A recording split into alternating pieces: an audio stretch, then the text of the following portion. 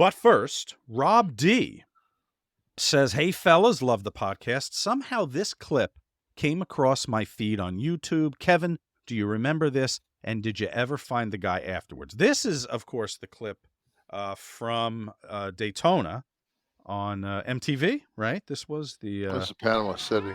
Panama City. Okay. Yeah. Contact sport made for Ed and Dre's favorite spring break moment. This is a news clip Kevin of Nash the and his event. World Championship Wrestling cohorts in NWO were attacked by an audience member. He hit him with a rock. It was a rock. It was a rock? Yeah, he hit him with a rock. So he started it. And Nash, who's 7'3", about 425 pounds, he jumped off the stage. And then picked him up and body slammed him in the sand. It was the best thing I ever seen in my life. Get him out of here. Get him out of here. When the show's over, we want to press charges. We'll come find you.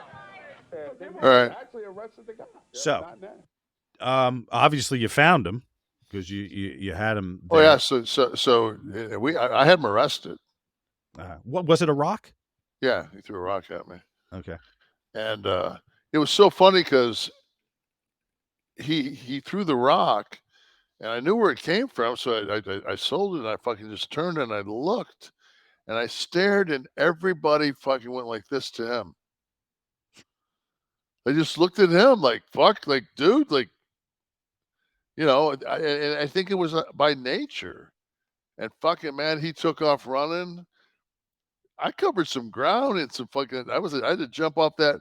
Insane, I was too, on right? that, on that crippled leg.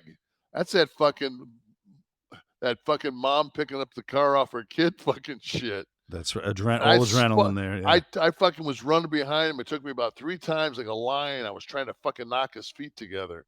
And finally, I knocked his feet together, and he went down. And I fucking turned. And I went to pull my hand back. He was a fucking little punk.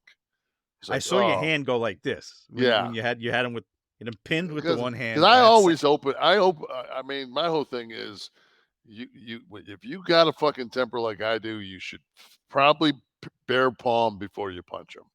Right. I always do. It's the difference between manslaughter and assault. Yeah, I always hit people with an open hand.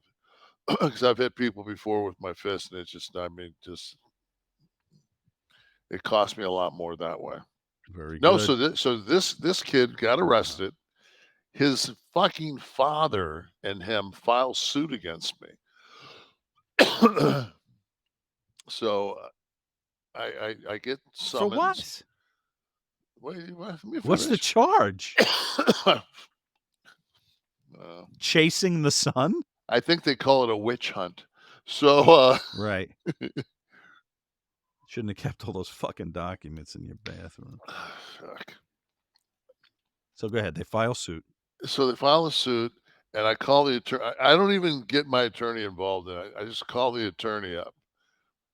And I said, dude, you do realize, and I read him the case number, and so you can jot all this down. I said that your client was arrested for what he did, and did fucking like 9 months or 9 weeks. No, 9 months. He did like 9 months in jail for this. Because he was public intoxicated. I mean, they got him for some shit. Okay. So the guy calls the dad up, and he's like, dude, you didn't tell me. He says, well, does that matter? He goes, yeah, it matters. He goes, the guy was, you can't sue somebody for basically a crime committed against them by the person. Right. It's like OJ suing fucking, Ron Goldman. I'm fucking suing you. What are you, jerky boy? It's punitive damages. Fuck, you hurt my reputation. So I said, well, I said, I'll settle with you. And the guy said, well, what's your settlement? I said, I'll settle for $1. And I said, that's what I'll settle for. I'll give you $1. And he said, Rod, can you, I said, no, that's it. I'll settle for $1. I said, if not, I'm coming to get your K car. Like, I'm going to sue you. I'm going to come after everything you own. Because I haven't done anything, and this will be a civil suit.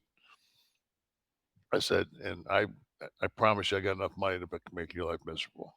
I said, so either take $1 and take it as a victory, or just be done. And he took the $1. Excellent. Yeah. Germinator.